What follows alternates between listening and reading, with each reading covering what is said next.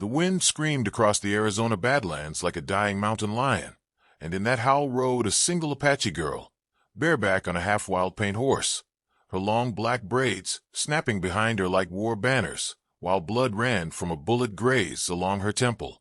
She burst into the yard of the lonely Crossbone Ranch just as the sun bled out behind the Dragoon Mountains, slid from the horse with a spear still clenched in one fist, and collapsed against the corral fence, gasping to the stunned rancher, who stood there with a Winchester half-raised.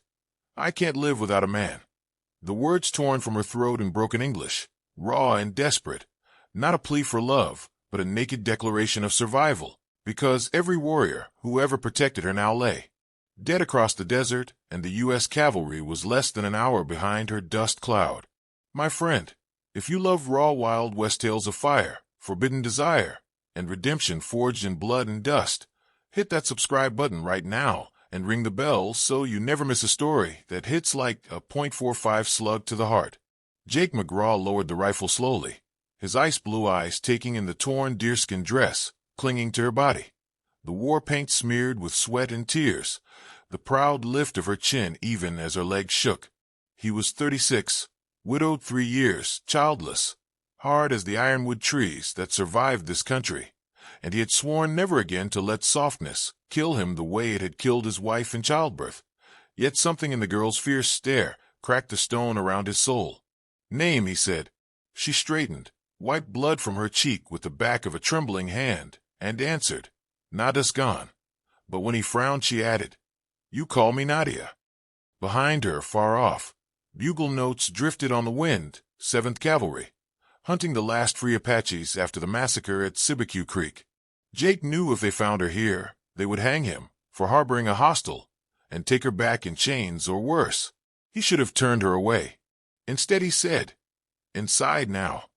And the moment the door of the adobe ranch house shut behind them, the storm of their lives began. Night fell purple and brutal, while coyotes sang death songs outside. Jake cleaned the wound on her temple with whiskey that made her hiss like a cornered bobcat, then poured coffee strong enough to float a horseshoe. She watched every move, spear never more than an arm's length away. When he asked why the army wanted her so badly, she laughed once, a sound like breaking glass, and told him she had put an arrow through the throat of a lieutenant who tried to drag her little sister into the brush. The sister was 12. The lieutenant no longer needed air. That was all the explanation the desert required. Days turned into weeks. The cavalry rode past the ranch twice, asking questions, and twice Jake met them on the porch with a smile cold as winter iron and a Henry repeater across his lap, until they left. Nadia learned fast. How to work the windmill pump, how to rope a half-broke Mustang, how to bake sourdough that didn't taste like saddle leather. At night she sat by the fireplace, sharpening her knife, and staring into the flames, as though she could see her dead people dancing there. Jake watched her from the shadows, and felt something dangerous waking inside him, something that had nothing to do with pity, and everything to do with the way firelight painted gold across the strong curve of her shoulders.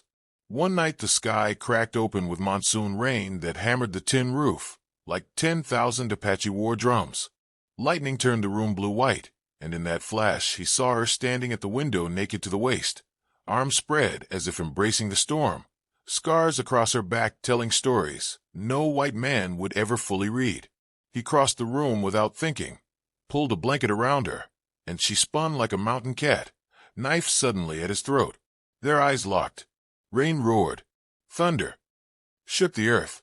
Slowly she lowered the blade, reached up instead, and traced the scar that ran through his left eyebrow, a memento from a Comanche lance years before.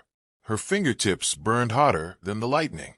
That was the night the walls between captive and captor, between enemy peoples, between grief and need, shattered like thin ice under a horse's hoof. They came together with the violence of two storms colliding, teeth and nails, and whispered names neither had ever spoken aloud. The spear forgotten on the floor, the Winchester forgotten against the wall, only skin and breath, and the ancient drum of hearts learning a new language. Morning found them wrapped in a single blanket, her head on his chest, listening to a heartbeat she had decided to trust. But the desert does not forgive tenderness for long. Word reached Fort Bowie that the murdering squaw was hiding at Crossbone Ranch, and Captain Elias Trent, a man who collected Apache ears the way some men collect coins, led 30 troopers across the alkali flats, blue coats bright as poison against the red earth. Jake saw the dust long before he saw the guidon. He kissed Nadia once hard, tasting both goodbye and never surrender, then handed her the Henry repeater and his dead wife Spencer carbine. "South Arroyo," he said. "Take the gray gelding. Mexico's 4 days if you don't stop." She looked at him as though he had slapped her. "I said I cannot live without a man," she answered, voice steady as winter starlight. "I did not say I would live without this man." She chose the spear instead of the horse. They made their stand on the ridge above the ranch house, 2 against 30, the way Geronimo himself would have smiled to see. Bullets whined like hornets. Powder smoke mixed with the smell of sage and blood. Jake took a mini ball high in the shoulder and kept firing. Nadia moved like smoke-given claws, her war cries freezing young troopers in their saddles long enough for Jake's bullets to find them. When the Henry clicked empty, she fought hand-to-hand with the spear, painting the ground red until a saber slashed across her thigh and dropped her to one knee. Captain Trent rode forward laughing, revolver raised for the killing shot, and that was when Jake, bleeding from half a dozen places, stepped between them with nothing but an old Bowie knife and a promise in his eyes.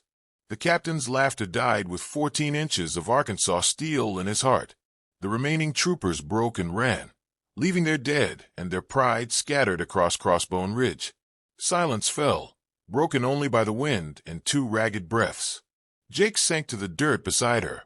Blood soaked both of them, but they were alive. She tore her already ruined dress to bind his shoulder, then let him bind her leg. When the sun rose the next morning, it found them walking slow and painful toward the house, leaning on each other like 2 old cottonwoods that had survived one more lightning strike. Months turned to years. The cavalry never came again. Some stories are simply too expensive to finish. The Crossbone brand grew until it ran cattle from the San Simon to the Rio Grande. Children with black hair and ice blue eyes learned to ride before they walked, learned to speak both English and the tongue of an Edney, learned that love can be a battlefield, and that surrender is sometimes the bravest charge of all.